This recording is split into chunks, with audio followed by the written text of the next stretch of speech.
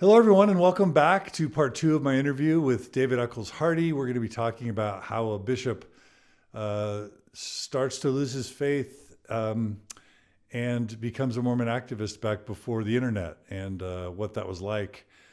Super fascinating part one, hearing about David's life, descendant of David Eccles and growing up in the DC area and wonderful time in Chevy Chase, Maryland, and really cool stuff in part one, culminating in him not only meeting John Denver and playing at a concert with John Denver, but also, going to the U and serving a mission and meeting Mitt Romney. Lots of cool stories. But now we're in part two, and tell us about, kind of after your mission, how you end up married and ascending up the hierarchies of the church. Before we do that, I'm going to make just a couple really quick announcements. We have a lot of super cool Mormon Stories events coming up, workshops and retreats. We're doing Idaho Falls and Portland in August. We're going to Sweden to celebrate Hans Mattsson and the Swedish people. And then we're going to Switzerland to do a workshop there in September. October, we have the Bahamas cruise. November, we're coming to Sacramento. And we've got a really cool, we were doing our mixed faith marriage retreat with Julie DeAzevedo Hanks in January of 2019. We've got Mindy Gledhill that we're going to be doing a private interview with. We're super excited about that. So go to mormonstories.org/events if any of those events are interesting to you and you want to sign up for them. And email us at staff@openstoriesfoundation.org or at mormonstories@gmail.com if you have an event that you want to host in whatever part of the world where we'll come and help provide support to Mormons in transition. So check that stuff out.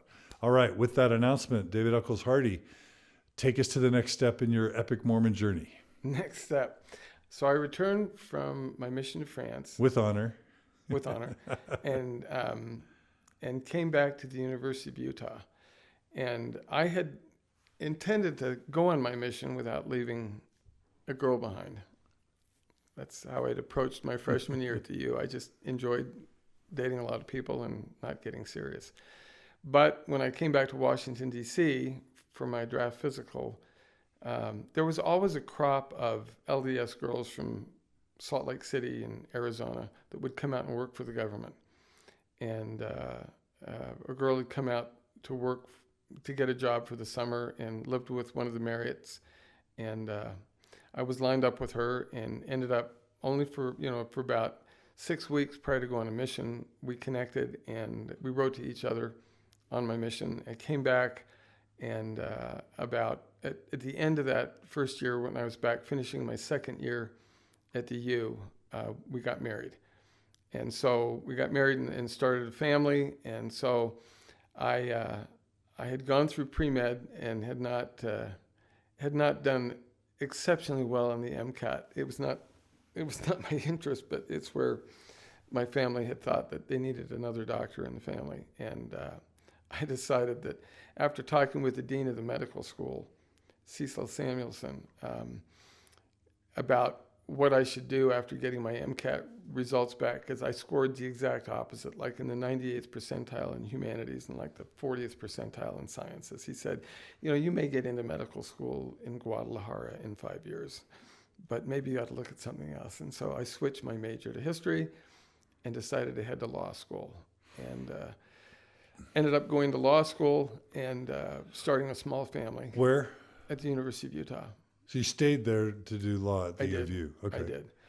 And connecting back into the Eccles history, just one interesting thing that happened is when I was a senior and was applying to law school, I needed to have a letter of recommendation. And I thought, well, I'm okay. I'm in Utah, and I figured it might be good to get a letter from one of the Eccleses whose name is on one of the buildings there.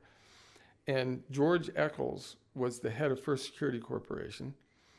And so I wrote him a letter and I explained who I was, how I tied into the family, and said, would you consider hiring me to rake your leaves or do something on a volunteer basis? And then you can determine if you'd write me a letter of recommendation.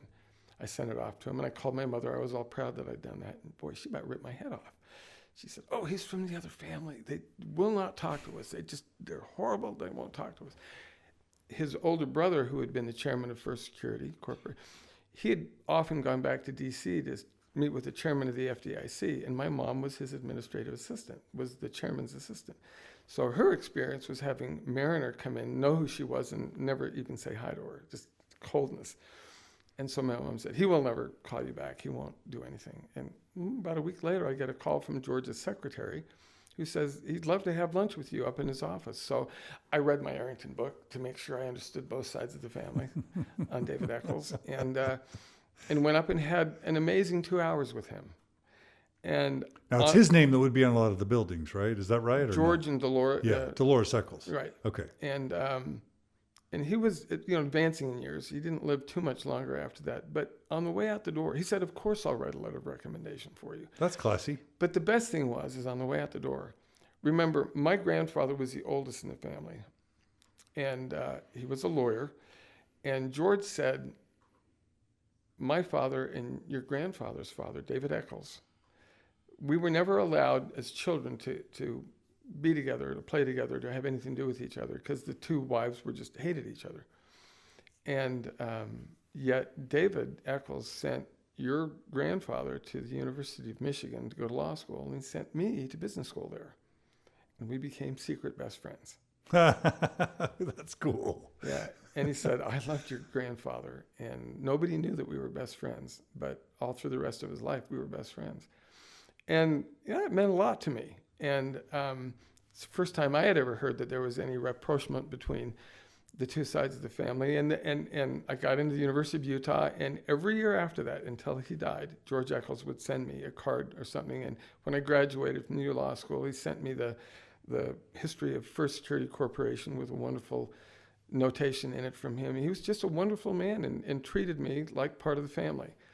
And I love that story. it's a great story. I love that story. It's a great story. My mom was shocked, and now I'm happy to say that, my uncle Justin Eccles up in Ogden are best friends with Spencer Eccles, two sides of the family, and there's Okay, so I have a close friend that's allowed me to sit courtside at the Jazz games a couple times, and I remember them pointing me to a guy sitting across the way who was a front seat Eccles guy who used to run or ran for security. Is that it? Probably Spencer Eccles. Okay, I think that. So there was. So that's the same guy you're talking about. Yeah. So there was Mariner and George were the first two chairmen, and then they had a brother named Spencer, and Spencer's son, Spencer F. Eccles, Got it.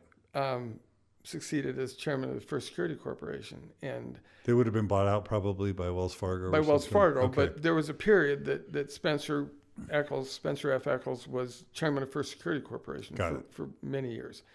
And I was lucky enough to get to know him very well, and his wonderful daughters, who were about my age, a little younger, during the Olympic bid, and got to know them well, and just to love that family. And so we got to remember to come back to the Olympic bid. We'll hit that, yeah. Okay. I mean, one of the wonderful things is that when the University of Utah School of Business was rededicated as the David Eccles School of Business, and I wasn't in the state at that time. I don't remember what I was doing, where I was, but Spencer F. Eccles is the one that was the primary factor behind that happening.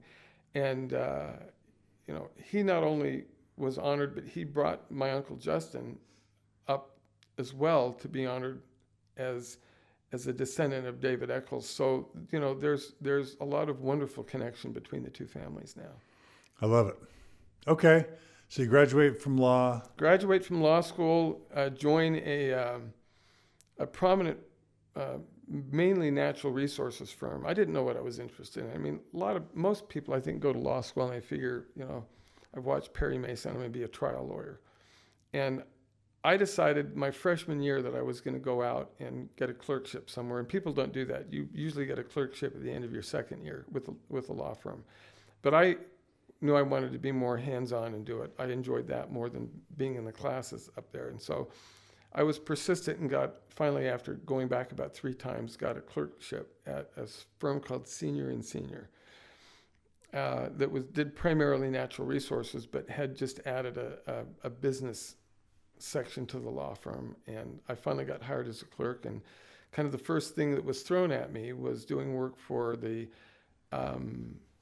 Taco Time What? franchise that had Colorado and Wyoming and Utah, and doing work on their franchise, which is actually basically the same laws as the securities laws.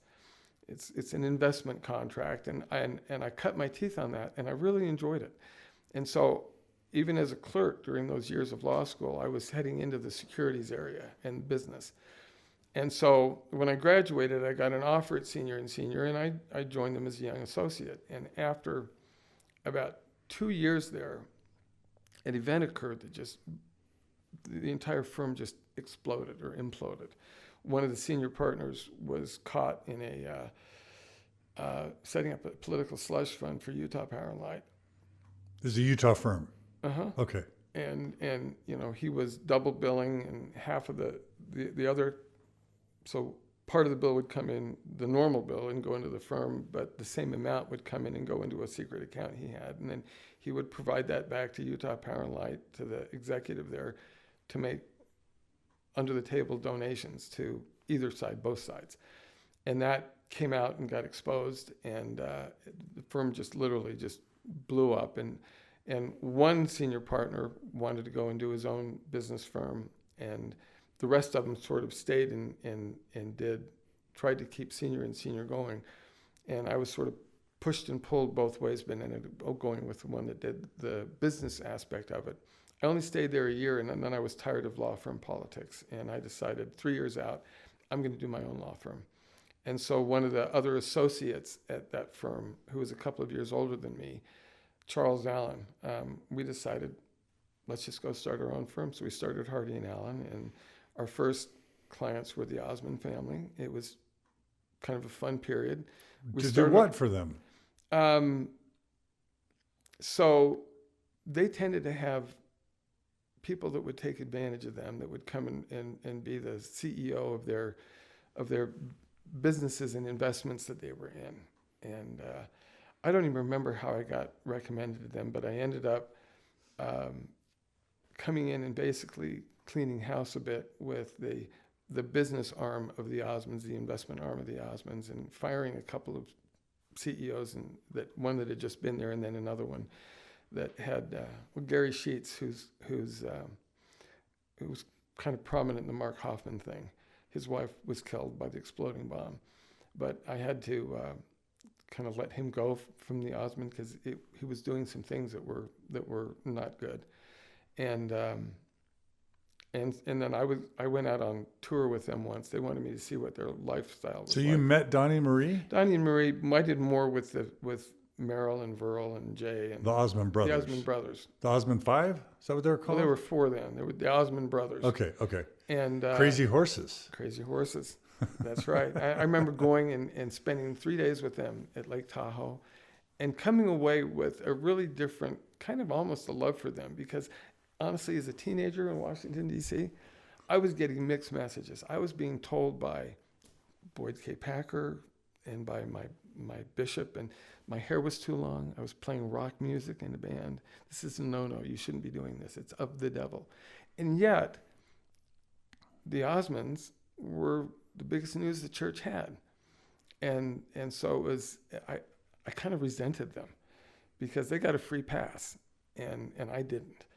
And yet, when I got to know them and I saw how hard they worked and what good hearts they had, after they finished a show at 2 a.m, they were always available to meet people's kids, and they were just hardworking, good people. And so they were a big deal. They were a big deal. Globally, right? Yeah, globally. Yeah. And so I enjoyed that, and my own practice then sort of moved into general business work, and especially securities work. So helping companies raise money and be bought and sold, mergers and acquisitions. And Charlie Allen and I built that firm. We brought in some other young partners with us, and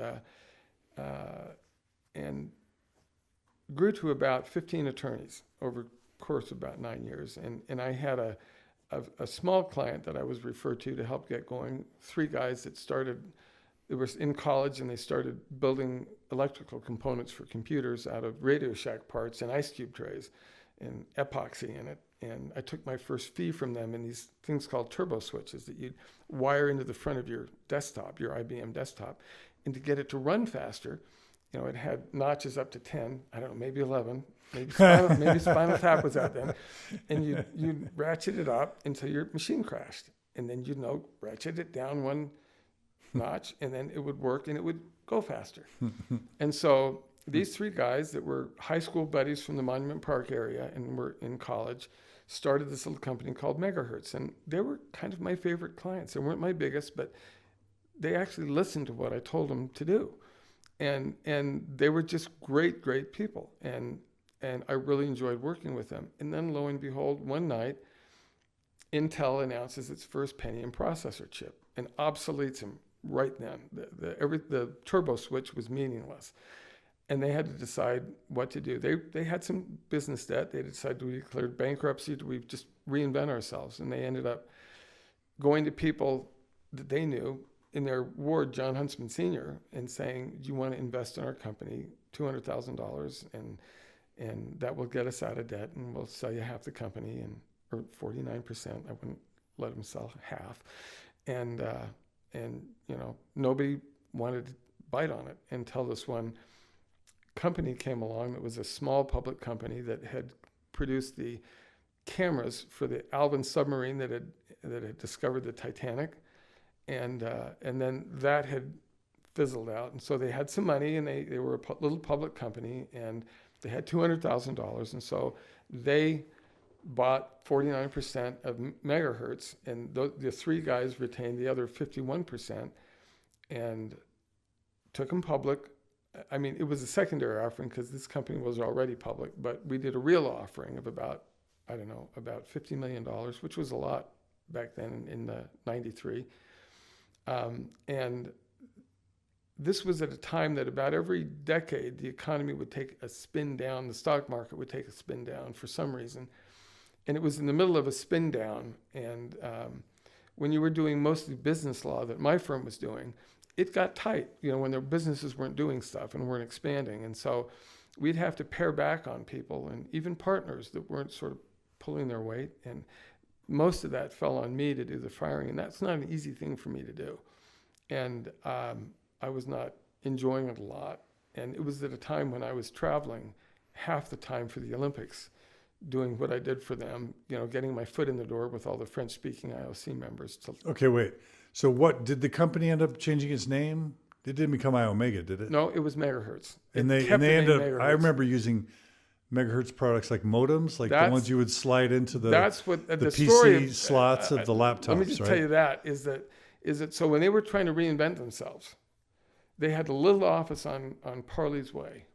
And, these guys were still in college, basically. There was an electrical engineer named Steve Aldis. There was a business-oriented guy named Spencer Kirk, and there was kind of a visionary guy named David Spafford. And I loved these guys. They were just great. They were kind of like the perfect team to come together. And they had been building what they had reinvented themselves at, was making modems for laptops. Yep. I used their products. In that day, at that point, every modem had to fit into the internal the PCMCIA slot. This is what I'm getting to. Oh, this is before. So they started, you had to pick one or two manufacturers like Texas Instrument or IBM, and you had to make a form factor that would fit into each model separately. Right. And so it was easy for a little company to compete somewhat with AT&T Paradigm because you made only modems for a very small number of units and models. Then the industry announced, no more internals.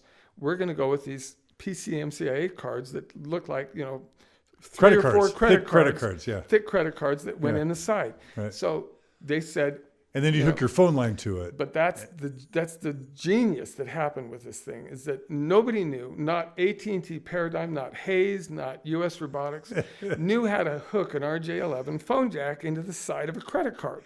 You had to push a little thing and it would pop out, and then you'd plug in. You're getting ahead of me here. Oh, sorry. This is the fun thing. I'm excited about this. This is my life. So we had about an 18-month run And I wasn't, at that point, I hadn't joined the company yet. I was still a senior partner at my law firm.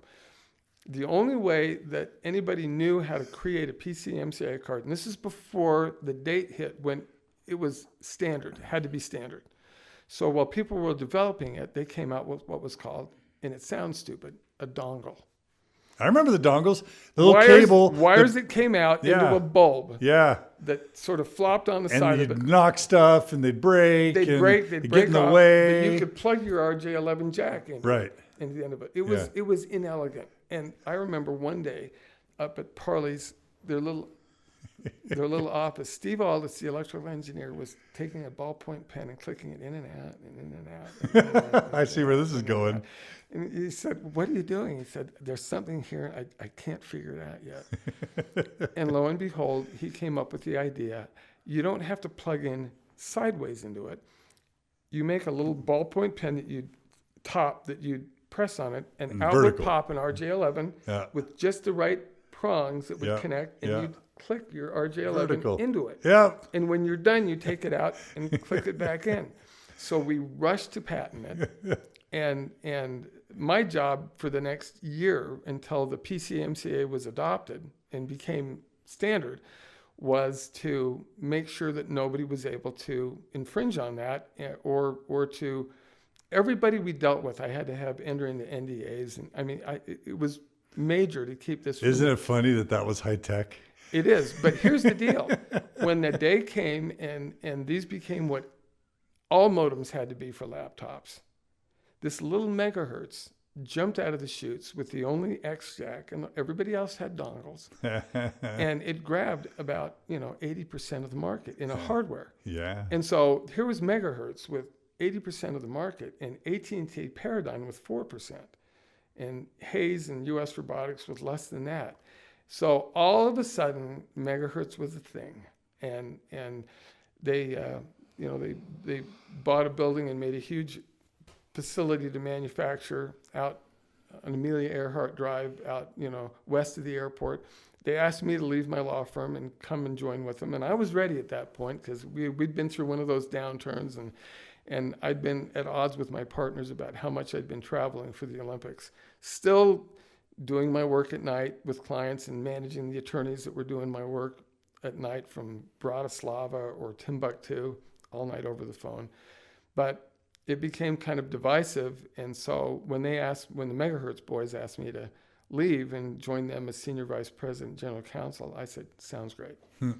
So I did that, and we had an amazing run for about 3 years with Intel. Again, Intel coming after us, deciding, Andy Grove at Intel said, we're going to do PCMCA modems.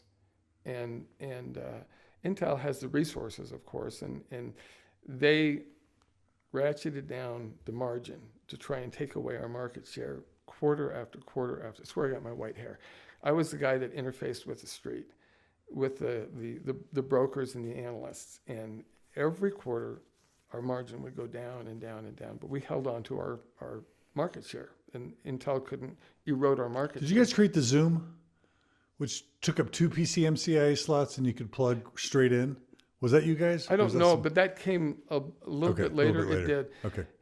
And We're kind of off the Mormon track here. We are, but I just have really to finish fun. this. At the end of about 2.5 years, the stock in Megahertz had gone from where it came out, at about 9, it had gone down to 3, and it was a painful drop. Yeah. And you learn the character of people, the integrity of people, of these 3 guys that started Megahertz. The desire to change a little bit, any way you could, the quarterly results to sound a little bit better and to meet the expectations of the street is it's a siren call that all too many companies Enron did. They started to manipulate to make their earnings better. And at Megahertz, we decided we'd never do that. And we wouldn't stuff the market, stuff the channels, and sell massive amounts that the channel didn't need in order to make our earnings better at the end of the quarter. So it was painful. And we knew that everybody says Intel's going to bury you. I mean, they're ultimately going to bury you. And they took the margin down to where we knew they were building at below cost. Yeah. And I went and met with a law firm to sue them for predatory pricing. And right before that happened, Andy Grove comes in one day into Intel, the head of Intel, and said, I don't want to do modems anymore. And there we were with still, a massive amount of the market and Intel out of it now. And I knew that our stock was going to start to go up fast and we'd be an acquisition target for one of the larger modem manufacturers. And that's what happened. US Robotics came along and acquired Megahertz. And then they were acquired almost immediately after by 3Com. And I didn't want to move back to Chicago where US Robotics was. So I said goodbye and I started my own little solo practice. But I kept doing their work for US Robotics, for the Megahertz division and for 3Com until they decided to take it in-house. So tell us really quickly how you got involved in the Olympics and if there's anything interesting there that hopefully has some Mormon connection, even though I'm loving everything we've talked about. I'll try and figure out the Mormon connection. It obviously was because it involved Utah. Yes, there was a Mormon Mitt connection. Romney, eventually. Well, eventually. But Mitt corrupt Romney. Mormons before that, right? Well, yeah. Or at least that's the perception. That was a perception until it wasn't anymore. Yeah. But it was too late. It kind of was difficult on some people's lives then. But Give us the couple minute version. So this was the original bid for the 1998 games, and I was up at Tom Welch's house for a breakfast because I spoke French in my business practice. I had sought out to do international work for French-speaking clients, and so I became sort of one of the go-to people in this area that could represent businesses that were coming to the United States to get established. And I did a lot of work for a couple of French companies, and I kept my French up, and I learned more than missionary French, more than ecclesiastical French. I learned business French, and then so I was up at a breakfast that Tom Welch hosted right at the beginning of the 1998 bid. And he was the position. He was the head dude. And I connected well with Jean-Claude Keeley, who's a legend from France who was over. And Tom asked me after that, what would you think about spending some time traveling out to meet and make friends with the French-speaking members of the IOC to lobby our bid and to explain about what Salt Lake is, to try and make the distinction. We're not Lake Placid, we're Salt Lake City. Nobody knew who Salt Lake City was. And how would you think about doing that for about half time for the next couple of years? Of course, it was fascinating. So I said, sure. So I got assigned in the IOC, you have to either speak English or French as a first or second language, because those are the two languages that everything is done in. So I got most of Eastern Europe, and I got the French-speaking countries in Western Europe, and I got Africa as a whole, 18 members, because half speak French and half speak English, but they vote as a bloc to have power. And so I got assigned all of them. So I spent the next 2.5 years traveling the equivalent of 2 weeks every month, sort of setting up my own meetings, going from city to city to city, and meeting with these IOC members, and going to dinner with them, and spending a day or sometimes two with them. And are you whining and dining them to persuade them? Yeah. And who's funding this? Oh, that I would turn in my receipts, and the bid committee would reimburse me. And Delta Airlines was providing all the air travel free. But I'd have to figure out the itineraries and how many countries I was visiting, how many cities. I pretty much had a cold the entire time. I mean, I'd fly into Cairo, and I'd go to lunch with the guy or dinner with the guy that evening, and then the next morning I'd wake up at 4 and I'd go to the airport and I'd go into Algiers and then I'd go into Casablanca, and it was grueling, but it was the most interesting thing I had ever done. Yeah. And I had some of the greatest experiences. And here's one way the church ties in. So I had enjoyed this comparative religion seminar at Sidwell Friends when I was in high school, but I didn't know enough about Islam, for example. And in Africa, I was dealing with Islam. And so I figured so I got books and I read everything I could on it. And some of the IOC members didn't have much time for you, but others were just welcoming you like a brother. And I remember when I landed in Algiers, the man that was the former mayor of Algiers, a guy named Mohammed Benjaloun, was the IOC member. And he met me on the tarmac at the airport and spent the entire afternoon with me walking the streets of Algiers. And we talked about Islam and Mormonism. And it was such an interesting day. And at the end of the day, after we had dinner, and he dropped me off at the hotel there. He said, "You know something? For the first time, I can say that I think my Allah and your Heavenly Father are the same person." And I thought that meant a lot to me. And also, I ended up making friends the most with the North African members of the IOC. When I'd go to meetings and they'd be there, they'd like welcome me with open arms because of one thing: polygamy. They were allowed to have 4 wives. And of course, when I'd be talking to them, I'd tell them about David Eccles, and I'd tell them about Charles C. Rich, and they were like, you were polygamy homies. Brother, we were polygamy homies. And so that was just a great experience. And it allowed me to feel like I was able to learn about them and relate to them and have them learn about me, and to be proud at that point, because I was, about my Mormon heritage. And so that was a really good thing. Yeah. So we actually got to the point in that bid, it was clear that we were going to win. Our closest competitor was Nagano, Japan. And you collected the votes, basically. Is that right? Of the French-speaking IOC members. Right. That was my job. Yeah. And so I probably went to each city, and I probably had about 30 cities that people that I had to deal with. I probably went 4 or 5 times to each one. And as it came down to the vote for the IOC, which was in what year? No, this is the vote for the 1996 Centennial Games, for the Summer Games. And Atlanta was in the running. And we're Americans, Atlanta, we should be rooting for them. But we knew that if Atlanta got it, we'd never get the 1998 Winter Games, because they would never do back-to-back games in the United States. They always carried a little bit of chip on their shoulders and animosity towards the United States, because we were, we had all the facilities. The ugly American. And so you weren't lobbying for the winning bid. Yeah. Well, our vote would come 2 years later. Okay. Or a year later. But when Atlanta won over Athens, everybody thought Athens, the centennial, the modern games, Athens is going to get it. But no, Atlanta handed out a lot of scholarships and the stuff that Salt Lake City got in trouble for. Oh. That's how you corrupt stuff. That's what you dealt. That's how you dealt with the IOC, was provide scholarships to IOC members' children and grandchildren, and that's how it was done. That's bribery, but it's bribery greasing the wheels or facilitating payments, depending on what law you're looking at and how you do it. But I learned quickly, and it was a letdown. I was let down with the Olympic process because there was a lot of overt bribery going on in that. And like, for example, the last trip I took through Africa, I followed the representative, my counterpart from Nagano, who was going around to all the countries, and they were dropping off checks for $200,000 and $300,000 to the country's Olympic committees, just like that. And yet it was Salt Lake that got nailed for a couple of scholarships at BYU and some other stuff. Any rate, Atlanta won. We knew that everybody said you'll never win. And yet we kept trying at it. And when the vote finally came in Birmingham, England on the 1998 year, we almost won. We came very close. And in fact, one of the men that I became closest friends with, his name was Bello, from Lisbon, Portugal. He was the IOC member from Portugal. He sought me out afterwards, came up and he looked at me in the eye and he said, "You're getting it next time. Everybody knows it's Salt Lake next time because you've got the best bid."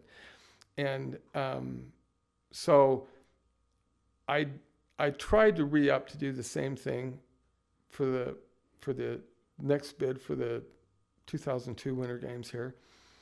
It had taken such a toll on me being away, and it had been hard on my wife. We had young children, and that was hard on her to have me gone that much. And on my law firm, I was kind of one of the senior managing partners of it, and I was bringing in most of the work into it. And so for me to be able to continue to manage that, it was just a tough time. And I finally told him in the second bid, right before the scandal broke and Mitt Romney came in, that I told Tom Welch I couldn't do it this time around.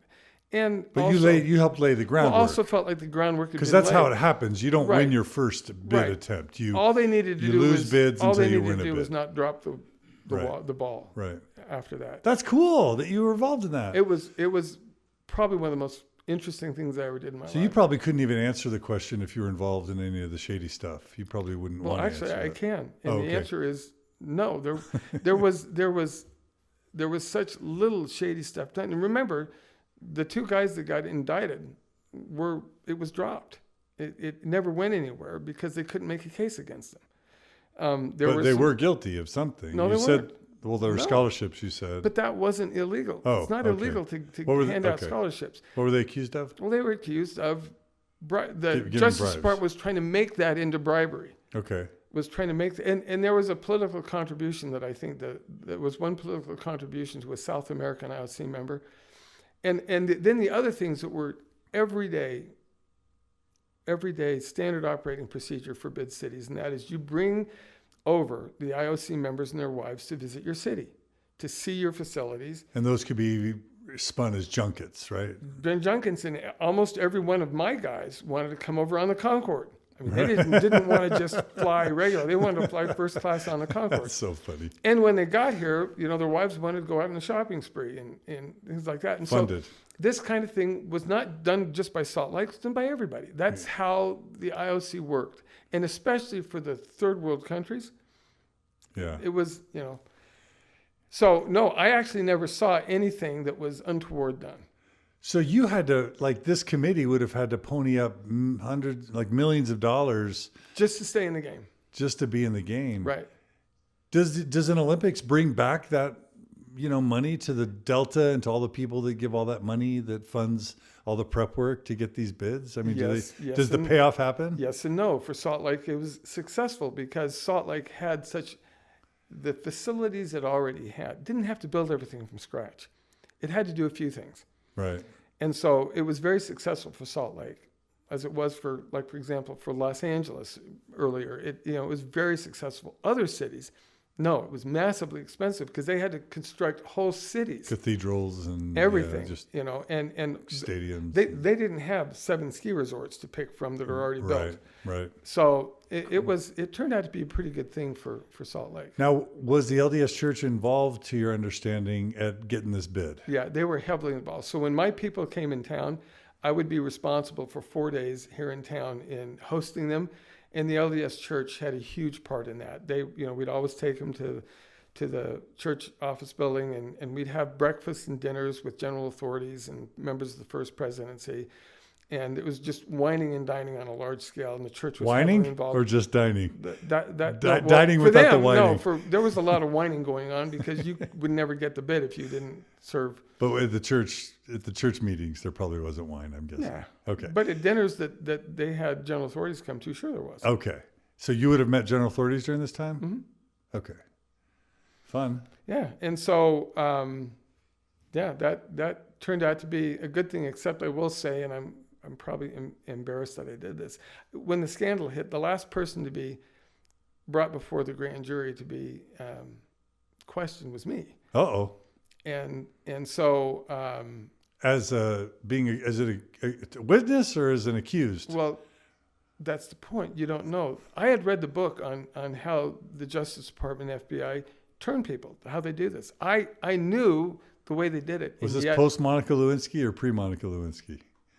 Or did that even matter? I'm just thinking of Ken of the Star and all that stuff. It's kind of at the same time. Okay, all right. But so I was finally called into the FBI here, and there were 2 guys. FBI? Yeah. That's serious. Well, sure it is, because they had already indicted Tom Welch and Dave Johnson. Which doesn't mean they were convicted. No, just that accused. means they were accused, officially accused. Yeah. So I knew that this is how they did it, but going through it was a whole different thing. So you'd go up and you'd meet in the big conference room at the FBI, and the prosecutor from the Justice Department and a guy from the FBI, an investigator, were there. And they sit you at a big table. They bring you in the afternoon with no time set to end. So you can go past 5 as long as they want it to go. And they sit you down facing filed cabinets, and there were about 4 binders like this that said, David Hardy, David Hardy, David Hardy, David Hardy. What the hell do they have in those? And so it's all about intimidation. And for the first 2 hours, it was good cop. The guy from the FBI, the investigator, just wanted me to regale them with all my hilarious stories. There were some good ones that happened on this thing. about Tom Welch having to give me his pants because mine had had stuff spilled on them, and I went to a meeting with his huge pants pulled up to here with a belt, and things like that. And I was having fun. I mean, I was telling him all the great stuff that had happened, all the funny stuff, and he was laughing. I was laughing, be good. And then they broke for a minute, and then he came back. Then the bad cop started, the Justice Department prosecutor, and he started out basically saying, "We're going to make sure you never practice law again." Oh my In the gosh. state. And they said, "You have information, and we know you have information." And they weren't looking at Tom Welch and David Johnson because they had already indicted them. They were looking at Mike Leavitt, the governor. They were looking at the head of Utah Power and Light, Sid Bauckham. They were looking at Dee Dee Corradini, who had traveled The with mayor me. of Salt Lake City. Well, she Or when something like that. she traveled with me to Paris, and because she spoke Farsi, she was North African. She went on a couple of trips to North Africa, and she wasn't mayor yet, but at the time she was. And so they were looking to do what they do: go for little fish, bigger fish, bigger fish, bigger fish. And they ultimately, I think, wanted to get Mike Leavitt, because he was the one that basically broke the story about having people in his office that he found out that they were getting scholarships at BYU, but they were looking for every big fish. This prosecutor wanted to make his career on this case, and he was aggressive. And so There must have been some substance, or the FBI wouldn't have wasted there his was time, substance right? to the fact that gifts were given and things were done that were done in every other bid, like giving scholarships and bringing people over on the Concorde and taking them out on their wives on trips to ZCMI, and buying silverware and stuff. Yeah, there were. But in the international law, and even under the United States bribery laws, there's a difference between facilitating payments and bribery. So you were intentionally using that. I was, because it's a real term. Yeah, It's right. a real Sure, legal term. sure, of course. Yeah. And so when I basically told them that I don't have anything, I don't have dirt that I can give you on Mike Leavitt, or I don't have dirt I can give you on Utah Power and Light. Or You weren't protecting them. I wasn't protecting them. I just didn't have dirt on them. Okay. This prosecutor, that's when he said, Turn the screws. we're going to make sure you never practice law again, and we're going to have you audited every year back and every year going forward.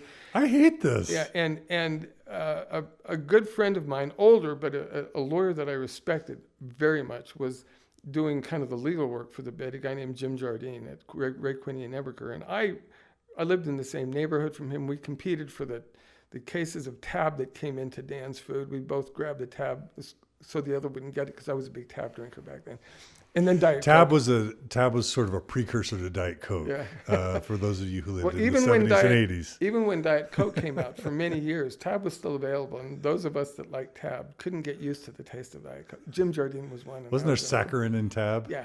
Yeah, there was. Which is a sweetener that was later discovered to have cancer. Cancer in it, yeah. So I'm so old. You're making me feel old. Yeah, well, I'm old too. And so this prosecutor said, you know something?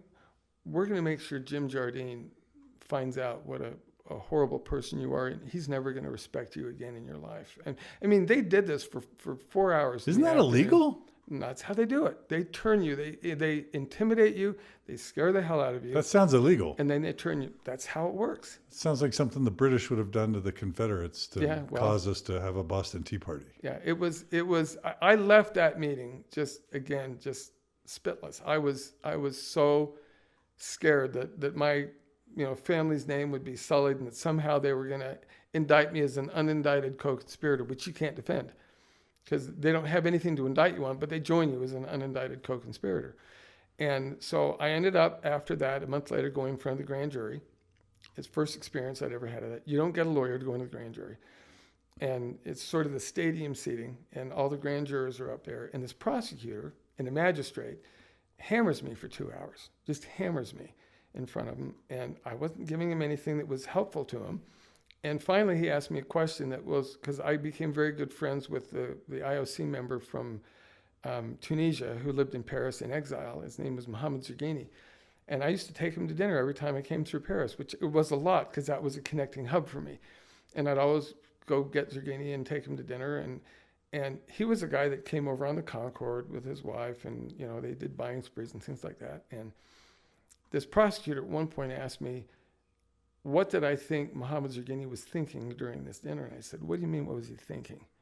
How am I supposed to know what he was thinking? That's not even a question you can ask on a witness stand. And he kept hammering me at it. And it takes me a long time to kind of get angry. I don't go over the edge easily. But I finally got angry at that and just yelled at him that I'm not going to answer that damn question. And you can't make me answer that damn question. And then they opened it up to the grand jury members for questioning. That's when they're supposed to ask all their searching hard questions. And it sat there. We sat there. And then finally somebody wrote on a piece of paper and passed it over to the bailiff, and he marched it down, gave it to the magistrate, gave it to me, opened it up and said, did you go on a mission to France? I said, yes. And they're waiting. And then another piece of paper comes down and opened it up. Who was your mission president? Who was sending this note? The grand jurors. That's all they were interested in.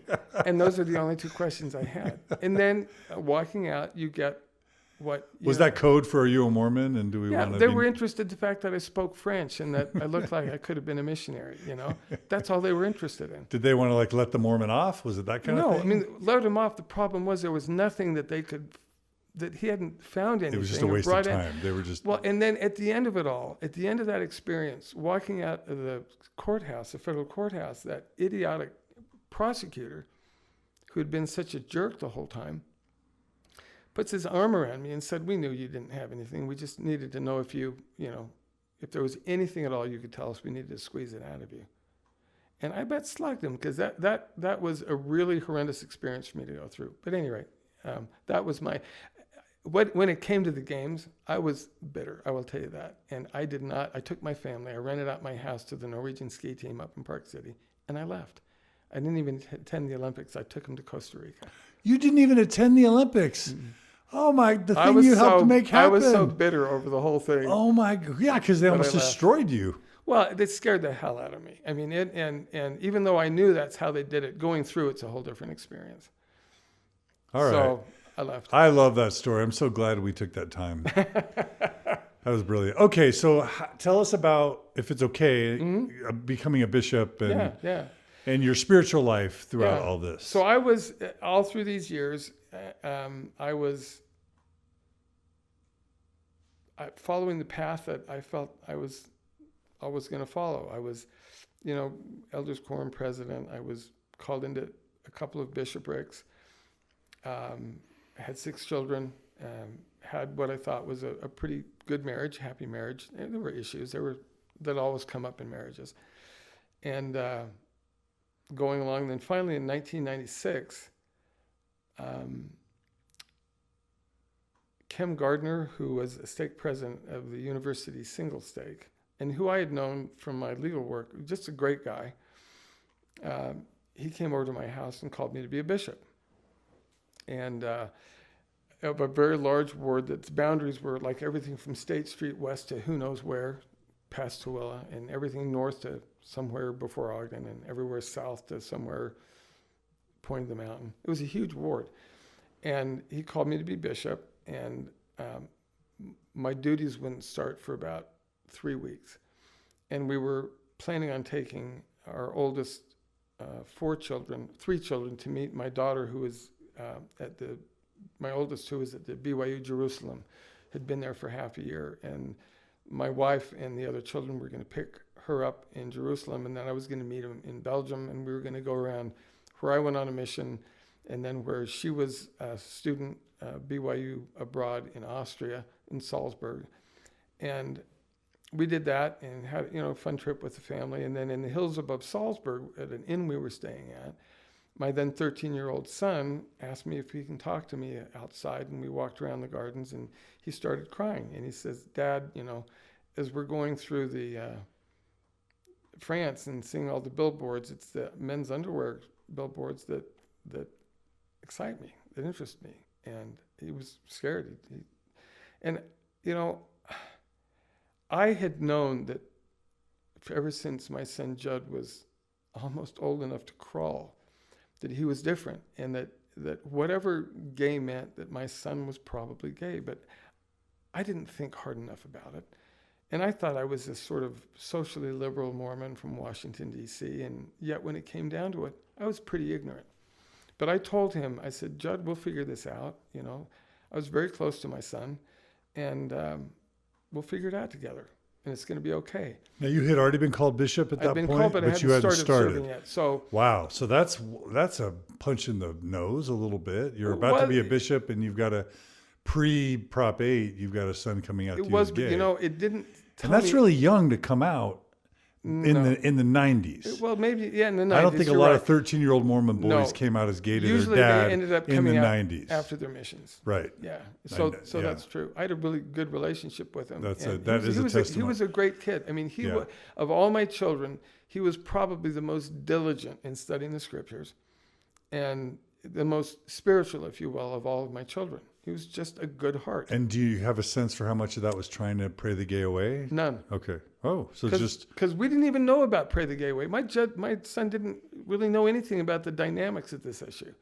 He just knew that he was attracted to males.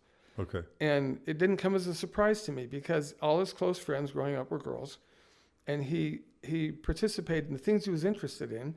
Was musicals and dolls and all. And when I got him involved in sports and things like that, he couldn't have cared less.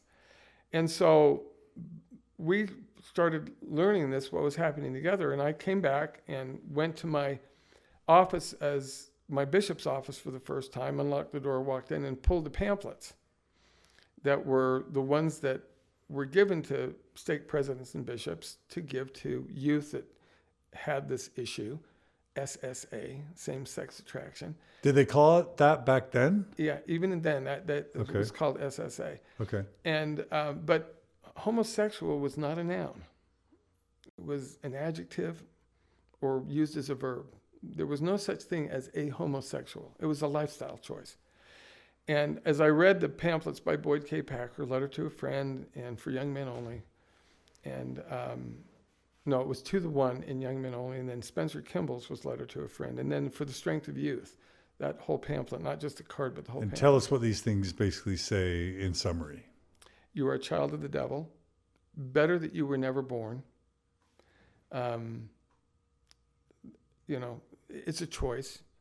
If you don't get cured, it's because you're selfish. That was what Boyd K. Packer's pamphlet said. Two things that two of his pamphlets said just incensed me. Because I knew my son. I knew how good he was. He didn't make a choice. He's not selfish. Of all my kids, he was not selfish. And one of his pamphlets, Boyd K. Packer says that the only reason why people aren't cured like this, or they would be routinely cured, he used those words, they would be routinely cured, is because they're selfish. And that angered me. And then the other pamphlet was To Young Men Only, which was a general conference priesthood session talk, like in the early 70s, I think. But in that, it said that he was touring the mission field, and a missionary came in for an interview. Packer. And he was hesitant. The missionary, he could tell, was hesitant to tell him something. And he says, "What's wrong?" And the missionary said, "Well, I hit my companion." And Packer says, "Oh, is that all?" And he says, "No, I decked him. I knocked him out, cold cocked him on the floor." And Packer said, "Why?" He said, "Well, because I thought he was coming on to me." And Packer says right in the pamphlet, "Oh, that's good. That's okay. You have to do that. You have to protect yourself." And I in the recent Church and State movie, they actually show the video footage of Packer telling this story in General Conference. Oh my gosh. And what he says is something to the effect of, "Now, I'm not one to condone violence." Yeah, he said it wouldn't be right for me to do that, but you must protect yourself. But he said, "I'm not going to prohibit it either." That's right. And the whole General Conference, chuckles. Yeah. And it's this eerie where everybody is laughing about violence towards a gay Mormon man. And it's the most chilling thing I may have seen in Mormon General Conference lore. And this particular pamphlet and that issue plays the biggest role in me sort of crossing the Rubicon 3.5 years later, sending the letter. Okay, so before we get to that, let's start part 3 with that. But just talk about being a bishop for now. All right. Because, and we'll save that for kind of the next dramatic arc. At the same time I started to be a bishop, I embarked on a journey to understand your gay son and what to do with that. And the whole issue. And I will tell you, at the time... And this is in 96. 96. So this is post-Magic Johnson, post-AIDS scare, right? But Right. pre-Prop 8. And pre-Prop 22, pre-Hawaii. Pre-Hawaii. Okay. And you didn't really speak in terms of LGBTQ. No, that acronym didn't exist. Homosexuals. It was homosexuals. It Yeah. was the gay issue. Yeah. And so... And this is when Evergreen was probably raging. Reparative therapy was raging. Well, Robert Byrd, Dean Byrd, or whatever his name was doing his thing. my nemesis, actually. Oh, I want to hear all about that. Yeah. Okay. I was not while you were a bishop, though. Was he your nemesis? Well, I was Well, I was a okay. bishop. Let's get into that. When I was a bishop, I started to really learn this and figure it out. And I pushed those pamphlets back in the deepest part of my drawer in the bishop's office because they were wrong. And that was the first time I ever knew inside that I was diametrically opposed to what apostles and a president of the church said. And that was disturbing for me. I mean, another thing I'd put in the back of my mind in my Pandora's box when I was a young attorney, somebody gave me Mormonism and Masonry. And I started reading it through and slammed it shut, and I said, man, I got problems with this. And I put that one in So the you've back got of blacks my in the mind. priesthood, Masonry, and now homosexuality. Now homosexuality. But see, I couldn't put that in the back of my mind, the homosexuality. Because it's your son. Because it's my son. Yeah. And I know how good he is. And Yeah. I know him. And I know what they're saying about homosexuality is absolute bullshit. Yeah. And so I start to befriend as many homosexual, especially couples, but also what we call mixed marriages. They weren't intended to be mixed marriages. They were usually men that weren't out and that had gotten married because they were told it would help them be straight again. And even went through a 6-month period of a great couple, they were a man and a woman, but he was an airline pilot, and he'd been having sex with people in the places that he would lay over at. And he got HIV and it developed AIDS, and before it developed AIDS, he had infected his wife. Probably like bathroom rendezvous, Yeah, I'm guessing. and she had stayed with him. She got AIDS. Well, you know what? I don't know what ultimately happened to her because she was HIV positive when I was involved with them. Yeah. But he was dying of AIDS, Okay. and I met with them. I went over and just became friends with them. And this is like time when once a the week. church would say, if you're gay, get Get married, marry a woman, Yeah, have lots of sex. Right. That'll cure you. that'll cure you. Be righteous. Exactly. So they were actively encouraging mixed orientation right. marriages. So as this 3.5-year period that I served as bishop was progressing, I was learning more and more about it and observing more and more about it and getting more and more gay friends. And I knew I didn't agree at all with the church's position on it, and I loathed what Boyd K. Packer said. Summarize what you were learning from your gay friends. That it certainly wasn't a lifestyle, that they were among the best people I knew, that they tried harder than anyone else, and that they were deeply hurt and made to feel less than in the Mormon community. And it kind of broke my heart. And as I was bishop then, I had, I counseled kids in my ward every Sunday afternoon and evening and twice a week at home. And I started getting more and more gay return missionaries that would come and talk to me. And the more and more when I would counsel with them, I couldn't tell them to toe the line. I mean, to me, I realized that the only way the brethren looked at this issue was sex. And of course, sex is an important part of a marriage. It is a significant part of a marriage. But the emotional connectedness is the primary point of why you become a spouse or a partner for that kind of a commitment. And for me to expect that somebody would be celibate for the rest of their life denied sort of the most basic human connection, and that's that emotional connectedness that also had sex as a critical component of it and as a wonderful component of it. So I was having a harder and harder time counseling because I could never counsel these kids what the church wanted counsel. And so finally, at the end of 3.5 years of becoming more and more conflicted on this, I had an incident arise in my ward that sort of was the turning point, the culmination, and that is I had a great kid named Ryan who had been in the Army back in Kansas, finished his time in the Army and came back to the University of Utah. And he was in my ward. First week he was there, he came up to me after sacrament meeting and asked if he could meet with me, and I said, sure. And we met, and he said, Bishop Hardy, I want you to know I'm gay. And I've been working with my bishop in Kansas, and I'm keeping the commandments. I don't know that I always can or will. I know I'll always be gay, but I am now. And is it okay if I come out to the ward so that I'm not hiding in a closet? And I said, absolutely, it's great. And I gave him a calling in the elders' quorum, something. And the next Sunday was fast and testimony meeting. And I get up and I open the meeting and, bear my testimony and turn the time over. And there's Ryan on the first row, and he jumps up, comes up to the stand, and he comes out at the pulpit to, all the kids in my ward. And I don't know if you remember the Maxell speaker commercial where it's got this kid with long hair sitting in front of a speaker, and he's back like this, and his hair's going back. That's what my ward looked like. After he said, I'm gay, and I'll always be gay, and I'm trying to live the commandments. I don't know if I always will, and I was so interested at what was going to happen that I stood up and I closed the fast and testimony meeting right then. I said, we're going to have a Quaker meeting. You were going off script here, David Eccles Hardy. This is not what Mormon bishops are supposed to do. Well, having gay men bear their testimonies and having Quaker meetings. Well, what were you thinking? I did not want this moment to pass because I could see how impacted my ward was.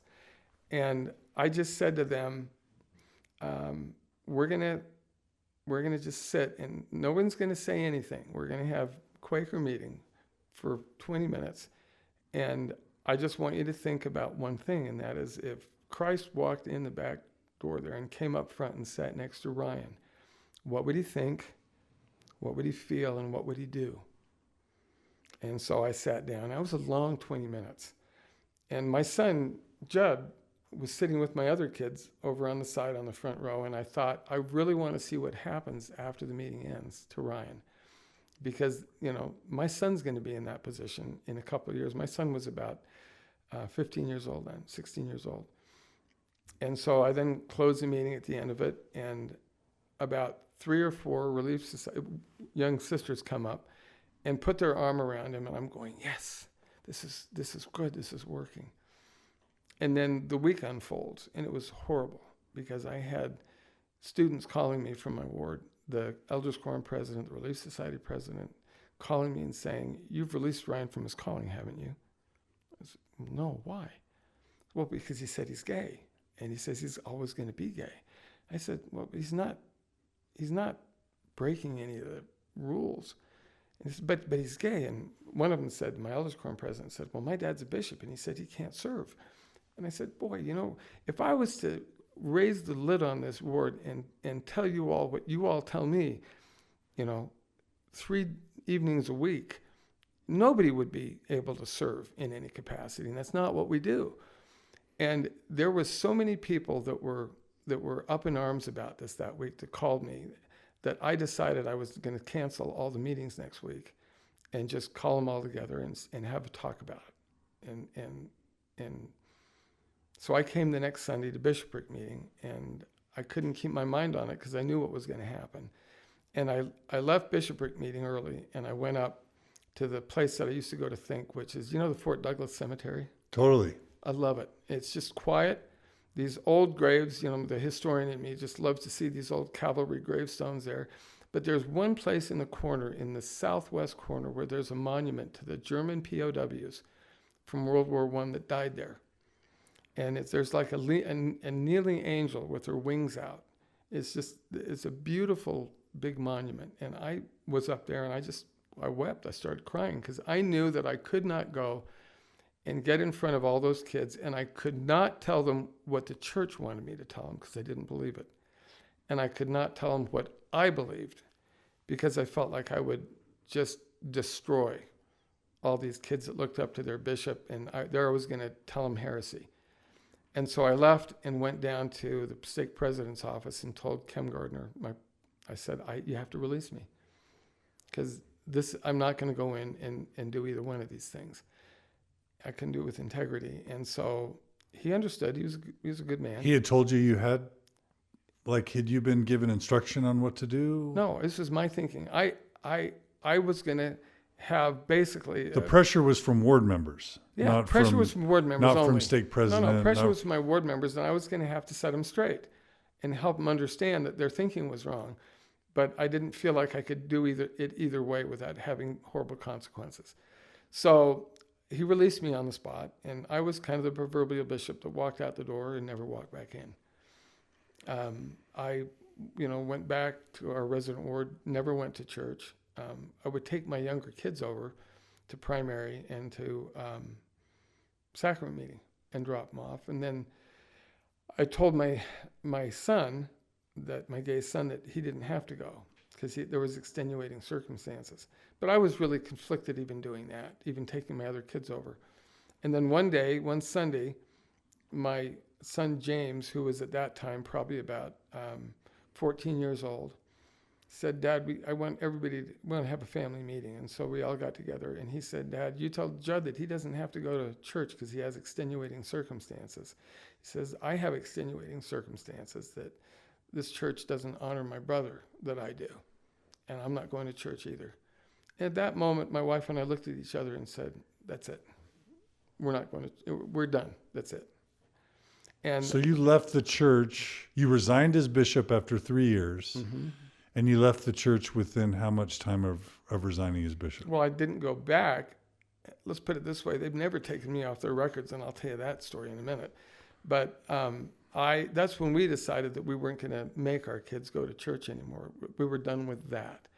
The watershed came when I completely lost my testimony, utterly of everything, came about a month later when I went down to see Marlon Jensen, who was somebody that I knew and respected. He was a distant cousin, and he'd been a lawyer that I'd been involved with before. And I went down there to talk to him about this and to ask him one question. And I went down with I won't call it a pamphlet, it was a booklet that was given to stake presidents and bishops, said counseling people with homosexual problems. And in that, it said on the next to last page, you should not counsel gay members to get married heterosexually because it will lead to broken families and this kind of thing. But then you turn the page, and at the end it says, and oftentimes heterosexual feelings will emerge and result in celestial marriages. That's absolutely contradictory, those two statements. And so I brought this down to Marlon Jensen, and I showed him this, and I said, "You're a lawyer, Marlon. If you were a judge and you were sitting and you were hearing these two statements come out of the mouth of the attorney arguing on a case, you'd rip them a new one. You'd say that's ridiculous. Don't you think so?" And he basically said, he started weeping, and he said that, "David, this is never going to work for you. This issue is never going to change." And basically made it sound like as long as Boyd K. Packer is around, that nothing is ever going to change on this issue, but there's never going to be gay marriage. It's never going to happen. And he was, pretty open about that. And I left his office, walked down in the steps of the church office building, and it was done. Everything just rent in two for me. And that's when I was completely done. And this is 90. This is early 2000. Early 2000. Yeah. Well, okay, but that was with the letter that you had written. I hadn't written the letter. Okay, yet. that was before the letter. So you had a Jensen meeting before the letter. Yeah, Okay. yeah.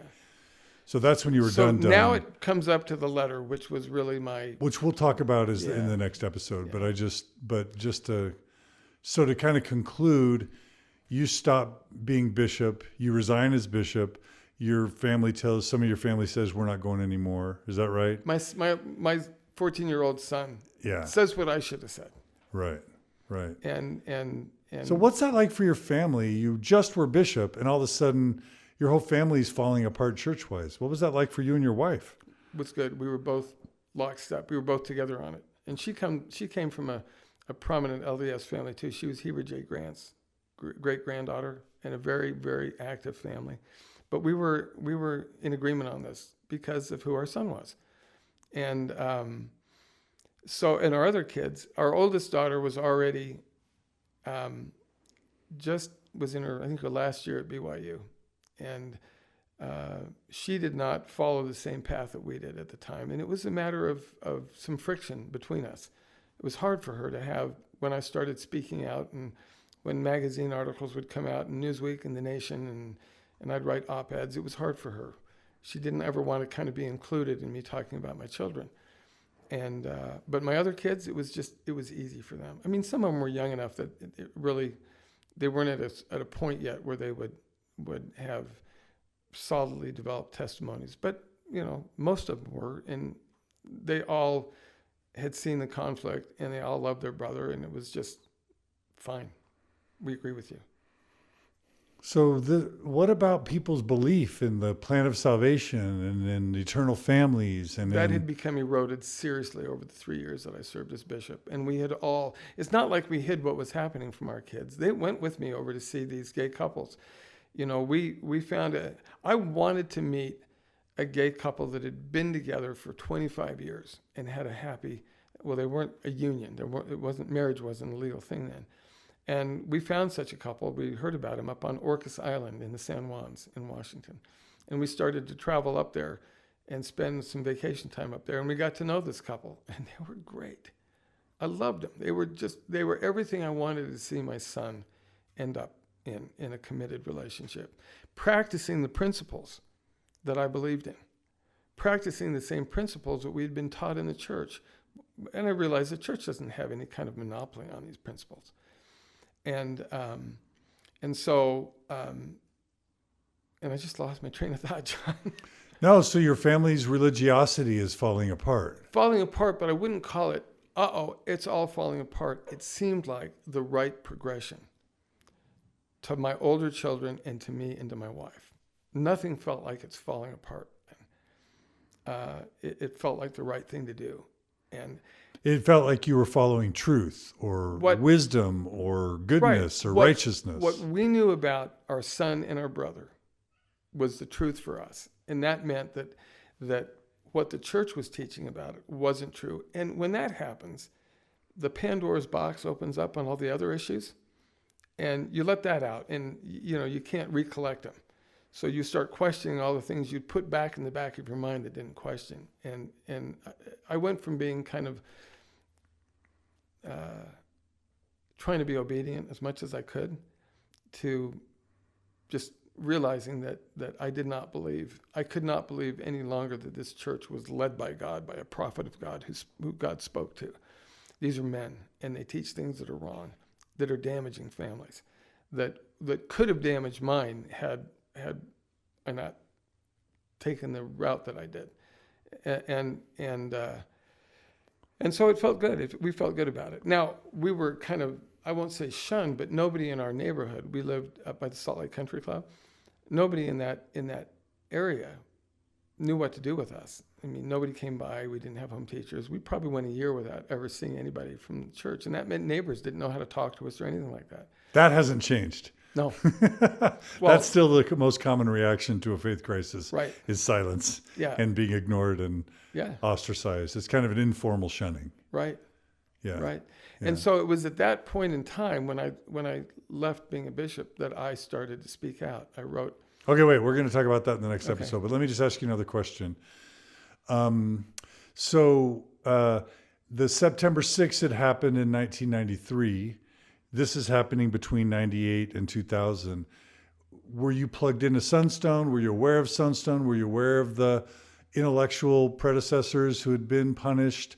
Michael Quinn, Lavina Fielding Anderson, David Knowlton, getting kicked out of BYU. Were you aware of all that? During my journey as bishop, I became keenly aware of it, and I read a lot of Michael Quinn.